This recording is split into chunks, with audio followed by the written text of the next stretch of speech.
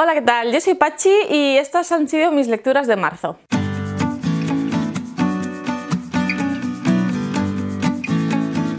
En el mes de marzo completé 22 lecturas. Algunas han sido relecturas, ya lo veréis.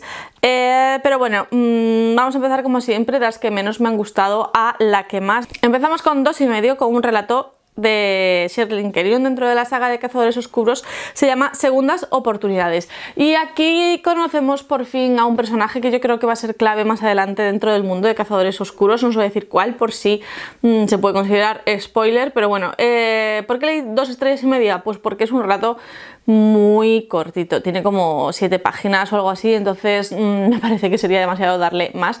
No es algo totalmente nuevo tampoco ni nada, solo que bueno, nos introduce eso a un personaje, ¿no? Y qué hueco va a tener dentro de la saga, qué relación tiene dentro de la saga.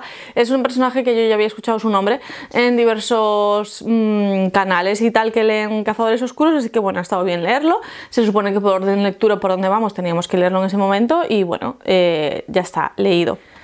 Ya con 3 estrellas tenemos La bruja de Niar de Victoria Schwab. Este libro yo lo usé para la categoría 29 del Pop Sugar, que es leer un libro diferente de un autor que ya leíste en 2021. Es que yo en 2021 leí otro libro de Victoria Schwab, que fue el tercer libro dentro de la trilogía de Cassidy Blake, y este tiene algo completamente distinto, no pertenece al mundo de Cassidy Blake. Es un mundo que podemos decir que es algo así como medieval, o quizás un poquito más avanzado. En el que bueno, es un pueblo, ¿no? que hay la leyenda de una bruja que vivía en los páramos, y de repente empiezan a desaparecer niños dentro de la aldea, que coincide con la llegada de un extraño al pueblo, así que todo el mundo le empieza a echar la culpa a ese extraño, ¿no? Pero nuestra protagonista tiene una idea diferente de lo que ocurre, que tiene que ver con la bruja de Niar, obviamente, así que bueno, por ahí va la historia. Es un libro juvenil, me parece que tiene unos personajes muy arquetípicos, una trama que ya está bastante manida y tal, así que es un libro que se lee bien, pero que tampoco considero que aporte nada nuevo al género.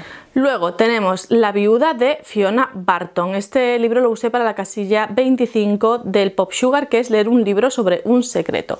Vale, este libro está narrado desde varias perspectivas y desde varios momentos en el tiempo. Nos cuenta principalmente la historia de una mujer cuyo marido acaba de fallecer, por eso es la viuda, y resulta que su marido fue acusado hace unos años de haber secuestrado y algo más a una niña pequeña, creo que tenía como 3 años la niña. Bueno, la niña desapareció del jardín de su casa y nunca más se supo de ella. Entonces el marido de esta mujer, como digo, pues fue acusado de haberse llevado a la niña y hacerle a saber qué, ¿no? Entonces estamos unos años después, cuando ya todo el proceso judicial ha acabado, y en lo que se quería centrar la escritora era en eso, ¿no? En las mujeres de esos hombres que son acusados de estos actos terribles y que aún así siguen con ellos, ¿no? Entonces en eso se quería centrar la historia. Me parece que no lo ha conseguido enteramente, porque al final a ti lo que te interesa saber es lo que le pasó a la niña, ¿no? Y entonces, bueno, pues todo va por ahí, ¿no? ¿Qué le pasó a la niña? Desde, ya digo, diferentes perspectivas, tanto de la viuda como la periodista que lo investiga, que es la que sigue esta serie, es a través de la periodista, el investigador, la madre de la niña, cómo se llevan los medios y tal. Entonces yo creo que al final el propósito que perseguía la autora, que era el de que fuera el eje central la figura de la viuda, creo que queda un poco que no lo consiguió, vamos, a mi modo de entender. Luego también le di 3 estrellas a El sol y sus flores de Rupi Kaur. Yo este libro lo leí en inglés. Es un libro de poesía o de prosa poética, poesía moderna, no sé cómo le quieras llamar. Son textos cortos en su mayoría, aunque hay alguno más largo de prosa. Aún así el más largo tiene como 2 carillas o 3, o sea que tampoco es algo excesivo. Van acompañados con pequeños dibujos hechos por la propia Rupi Kaur, que ilustran lo que ella nos quiere contar, ¿no? Entonces bueno, yo en general no concuerdo mucho con la poesía moderna, ha sido el caso otra vez, pero sí que puedo decir que me ha parecido interesante este poemario en cuanto a que no tiene un único tema, ¿no? Al principio sí, parece que es un poemario de desamor, en el que vemos como relaciones tóxicas, ¿no? Son las propias experiencias de la autora, así que eso queda fuera de toda discusión, ¿no? Eso son sus vivencias y eso yo creo que no se puede calificar. Pero luego me han parecido más interesantes los poemas que tratan sobre su familia, sobre cómo emigraron sus padres, cómo vivían en la India cuando vivían allí, cómo vivieron todo el proceso de irse a vivir a otro país, la relación de ella con sus padres, de ella con su hermana, todo eso a mí me ha parecido mucho más interesante que los que se centraban en su vida amorosa. Además, este libro lo usé dentro de la iniciativa del Marzo Asiático, porque ya digo que es una autora con origen en India. Y ya entrando en las 4 estrellas y siguiendo con el Marzo Asiático, leí Kokoro de Natsume Soseki. Este es un libro, es un clásico japonés. Tengo esta edición de Clásicos Satori, que es preciosa, está encuadernada en tela, en tapa dura, y tiene estas ilustraciones preciosas. Es un libro que me ha gustado más o menos. Tiene 3 partes, ¿vale? En la primera vemos cómo el protagonista empieza su relación con un señor mayor al que él llama sensei. Luego, en la segunda parte, vemos cómo este joven tiene que volver a su pueblo porque su padre se está muriendo. Y luego en la tercera nos encontramos con una carta del sensei en la que explica toda su vida, ¿no? Esta última parte para mí fue la mejor de las 3, la que yo más disfruté, la que se lee más como una novela en sí, ¿no? Porque nos cuentan, pues eso, la historia que había detrás de este hombre. En términos generales, decir eso, que es una obra muy pausada, de estilo muy asiático en ese sentido, ¿no? No es que pase gran cosa, sino que se dedica a desgranar la relación entre los protagonistas y bueno, me parece aún así una obra interesante y ya digo que esta edición merece mucho la pena.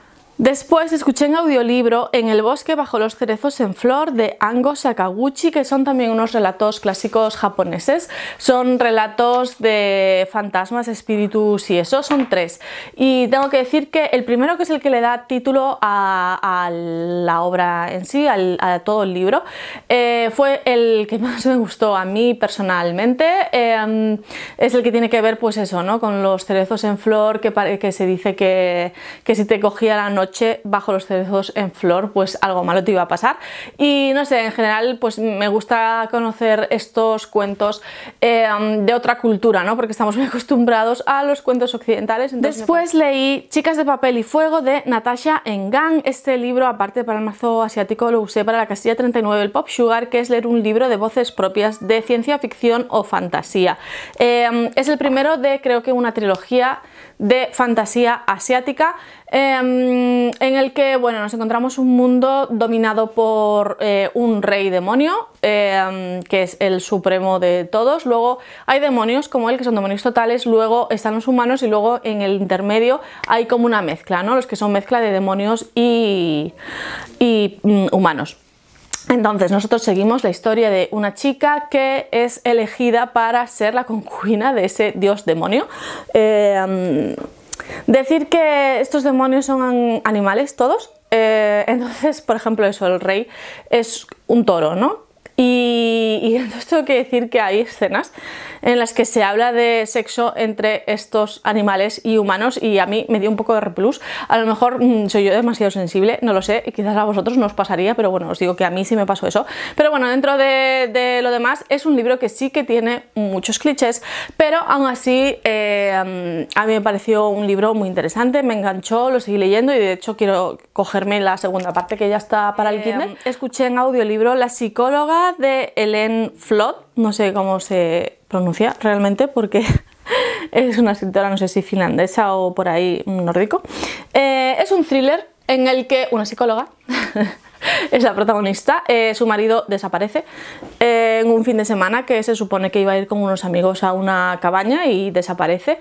Entonces, claro, ella obviamente no sabe qué es lo que pasa porque parece que nunca llegó a esa cabaña, aunque él le mandó un mensaje diciendo que ya estaba allí, que todo genial. Entonces, bueno, pues a partir de ahí es desde donde se desarrolla todo. Tengo que decir que me gustó más de lo que yo me esperaba que fuera a ser un thriller de estos normales a los que das 3 estrellas, porque bueno, es también, pero tampoco te da nada más. Pero sí que tengo que decir que sí que me ha gustado. Yo creo que quizás porque el personaje protagonista, la psicóloga, tiene muchas cosas que la hacen especial a ella.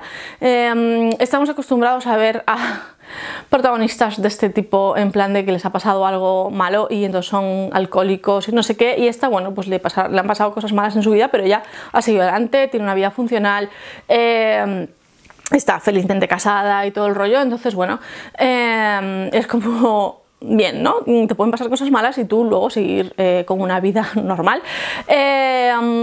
Entonces, no sé, me ha parecido como eso, ¿no? Me ha gustado este tipo de personaje. Después le di 4 estrellas a Lavinia de Ursula K. Le Guin. Es lo primero que yo leía de esta autora fuera de Terramar. Y me ha gustado conocer otra faceta de la autora, ¿no? Bueno, sigue siendo fantasía, pero más tirando a histórica. Hay elementos fantásticos en plan de oráculos y tal, que realmente es como dentro de la mitología grecorromana, no es que sea fantasía, pues eso, ¿no? Como fantasía épica ni nada por el estilo, pero bueno, sigue teniendo estos elementos, ¿no? Y nada, nos narra la historia de Lavinia, que es la mujer que se casó con Eneas cuando Eneas llegó a Italia después de la guerra de Troya. Entonces aquí Ursula K. Le Guin se quiso centrar en un personaje olvidado, ¿no? Porque todos conocemos la historia de Eneas y todo lo que surgió a raíz de ahí, pero Lavinia es un personaje abandonado, ¿no? Entonces Ursula K. Le Guin ha querido hacer de ella un personaje protagonista y contarnos su historia. Lo único malo que yo le veo a este libro es que, bueno, en primer lugar se me hizo un poco pesado porque no tiene separaciones de capítulos.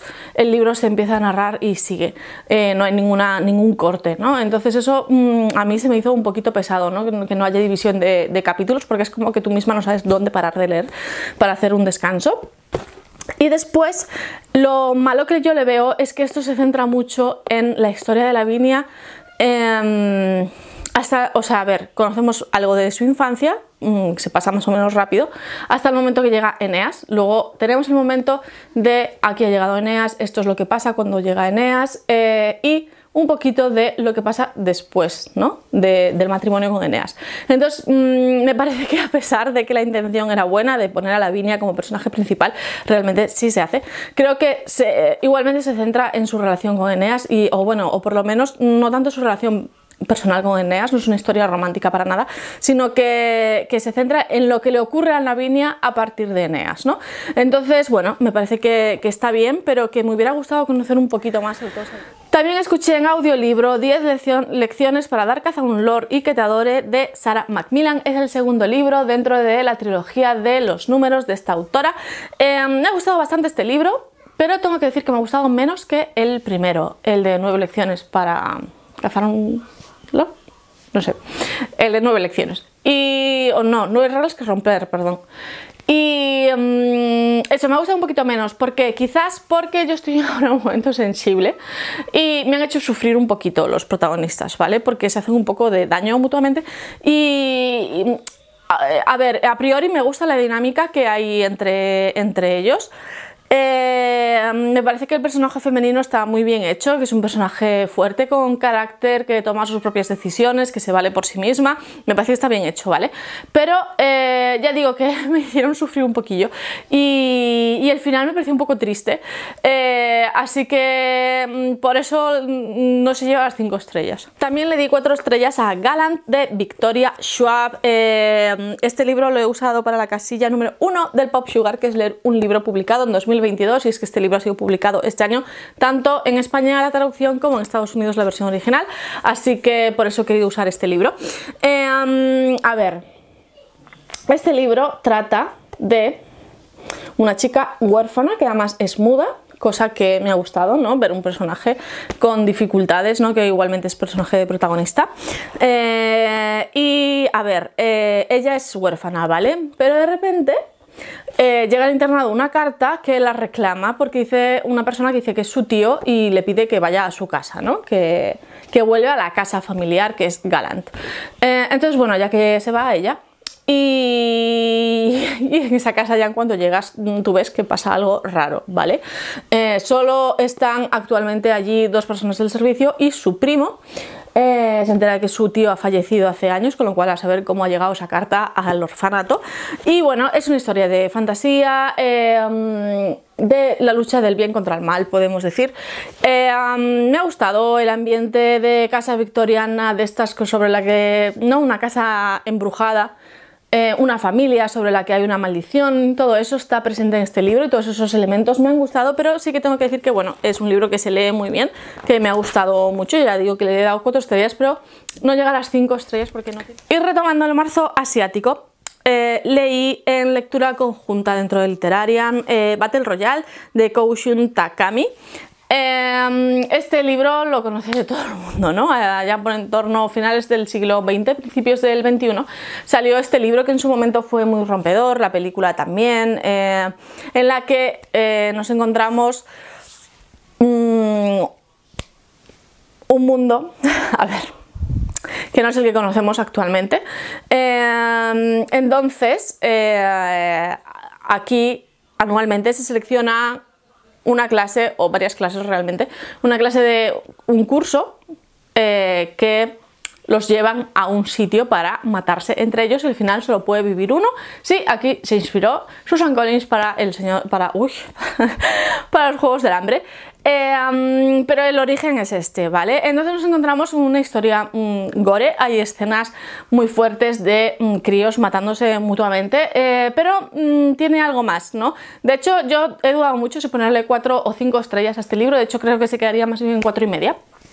Porque es un libro que ofrece mucho más. Si tienes esta historia apasionante de acción, de qué va a pasar, cómo se van a organizar, porque ves como hay algunos que intentan organizarse de cierta manera para sobrevivir, ¿no? Y que sobreviva más de una persona. Luego están los que deciden jugar e ir a matar a los otros para ser ellos ese uno que se queden vivos. Y luego hay algunos que intentan pues más o menos ocultarse o lo que sea, ¿no? Entonces el libro lo que hace es enseñarte no solo a los protagonistas del libro, sino a cada uno de los alumnos de la clase cómo intentan sobrevivir y algo de su historia personal, ¿no? Te lleva de alguna forma a su psicología y te hacen vivir algún momento de su vida pasada para que entiendas cómo actúan, por qué actúan. Luego hay una crítica muy grande a la sociedad y sobre todo a las organizadas a través de eso, ¿no? Un régimen totalitario. Así que me parece que es un libro bastante redondo y a pesar de que ha perdido parte de la frescura y del choque que tuvo que suponer en la época, porque ya hemos visto actualmente más historias de este palo, sigue siendo el origen y me parece que merece mucho la pena. Por último, con 4 estrellas tenemos La isla de las mujeres del mar de Lisa See. Este libro lo he usado para el reto K literario. De momento lo he anotado como novela histórica, si bien lo puedo anotar para alguna categoría más, pero bueno, de momento me la apunto solo para eso. Aquí nos cuenta la historia de estas dos chicas que, como veis, son buceadoras de la isla de Jeju, que tiene un régimen especial y es que son las mujeres las que llevan el sustento a casa mientras los hombres se quedan cuidando de los niños, o bueno, en teoría. Pero ellas son las que trabajan en el mar, sobre todo, a pesar de que trabajan también, como vemos, en el campo, en la agricultura y eso. Principalmente lo que hacen es eso, ¿no? Bucear para pescar, para eso, vender lo que pescan y quedarse con lo que sobra, obviamente.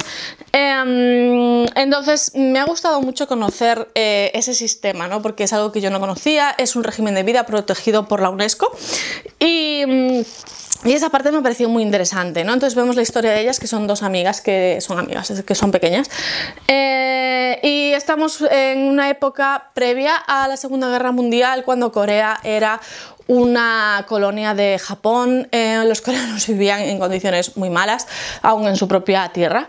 Luego viene la Segunda Guerra Mundial y todo empeora. Luego, después de la Segunda Guerra Mundial, es cuando Corea se divide en una parte controlada por Rusia y otra parte controlada por Estados Unidos. La isla de Jeju está en la parte controlada por Estados Unidos y tú puedes pensar que la cosa mejora, pues no, no mejora. Entonces, bueno, es un libro bastante triste. Es un libro en el que pasan muchas cosas malas y ya digo que a lo mejor si lo hubiera leído en otra época de mi vida igual le hubiera dado 5 estrellas, pero ahora mismo estoy en un momento muy bajo y como que esas escenas duras me han tocado mucho y me han hecho sentirlas mucho, entonces por eso no le he dado 5 estrellas, porque yo me esperaba algo más bonito, quizás por los colores me he dejado llevar, seducir por esta idea de, no sé. Y además lo he usado también el Pop Sugar, ahora que recuerdo, en la categoría 31, que es un libro sobre un desastre provocado por el ser humano, porque puede ser algo también como guerras y así. Bueno, llegando a las 5 estrellas os tengo que hablar de mi relectura, y es que me he releído los libros 1, 2, 3 y 4, que son todos los que tenemos por el momento de Heartstopper, bueno, las novelas gráficas.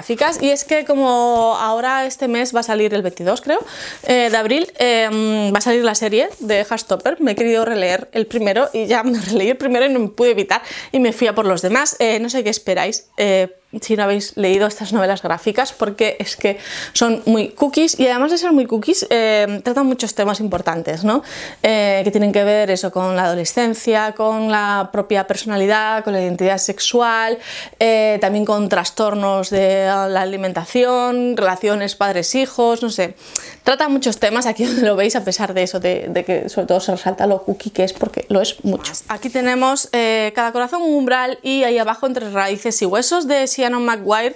A este le di 4 estrellas y a este 5. Este es el primero de una larga serie, que es la serie de los niños descarriados.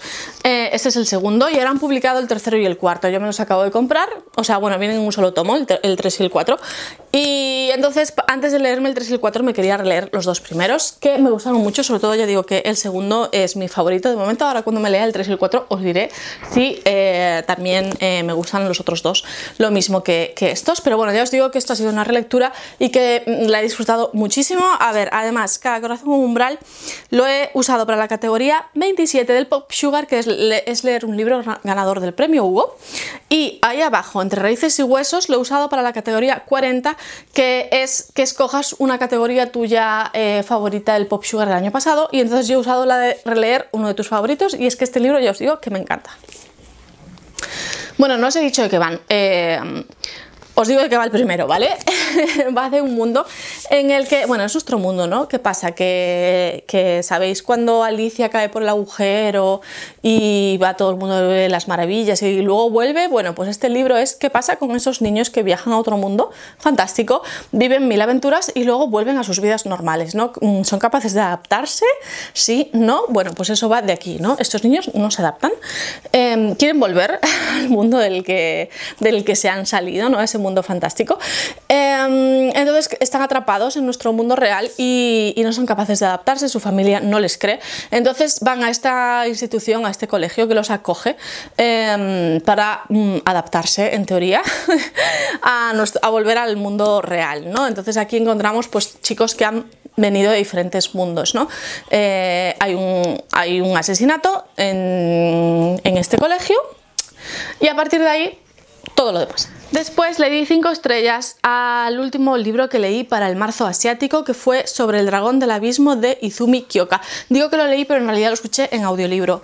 Son 4 cuentos, no le llaman relatos en la sinopsis que yo leí, ni luego cuando escuchas el prólogo.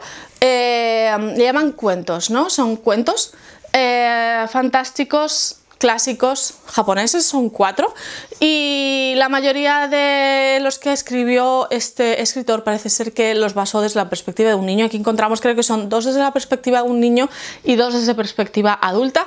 Este libro me gustó más que el otro de relatos que os dije, el de Bajo los cerezos en flor, porque quizás eso que les hace más cuento que relato es la parte que más me ha gustado. Son como más amables en general. Y no sé, quizás también eso, lo de leerlo desde la perspectiva del niño fue algo que me gustó mucho. Sobre todo me gustó el segundo cuento porque habla mucho de una relación entre una madre y su hijo, y eso fue algo que disfruté mucho. Y ya por último le di 5 estrellazas, como 5 soles, a La sabiduría de las multitudes de Joe Abercrombie, que me rompió el corazón, pero yo ya iba preparada. Porque Joe Abercrombie es un escritor duro, ¿no? Él es un escritor cínico. Me gusta mucho el cinismo de Joe Abercrombie, me parece muy divertido. Él crea unos personajes en el que no encuentras ninguno que sea totalmente bueno. Aunque yo creo que en esta trilogía sí que podemos encontrar un personaje que es, si no totalmente, es muy bueno. Y luego vemos personajes pues grises, ¿no? Hay personajes que están perdidos, personajes que no saben... Algunos quieren hacer el bien y luego al final acaban haciendo el mal sin querer y luego ya tiran para adelante. Otros que aprenden a las duras cómo tienen que enfrentarse a ciertas situaciones. Entonces, bueno, es un escritor descarnado y tú sabes que con los libros de Joe Abercrombie nunca vas a tener un final 100% feliz, ¿no? Entonces, por eso yo ya sabía que al ser el último de la trilogía era lo que iba a pasar. Pero aún así me gustó mucho, me gusta mucho cómo está hilado de principio a fin esta trilogía. no sé, me cuesta mucho despedirme de estos personajes, me cuesta mucho despedirme de la escritura de Joe Abercrombie, cosa que no voy a tener que hacer porque ha anunciado que va a sacar una nueva trilogía que está totalmente apartada de esto, ¿no? No va a estar ambientada en este mundo de La Primera Ley, pero eso, que no sé, me parece una trilogía redonda, si bien yo sigo diciendo que el cariño que yo le tengo a la primera trilogía no se ve desbancado por esta. Y nada, eso es todo, hemos llegado al final del libro. De verdad, ¿cuántas veces voy a confundir libro y vídeo? Hemos llegado al final del vídeo, muchas gracias por quedarte hasta el final, espero que te lleves alguna recomendación, no sé si coincidimos en alguna lectura y nada, que muchas gracias y nos vemos en el próximo vídeo. Un saludo.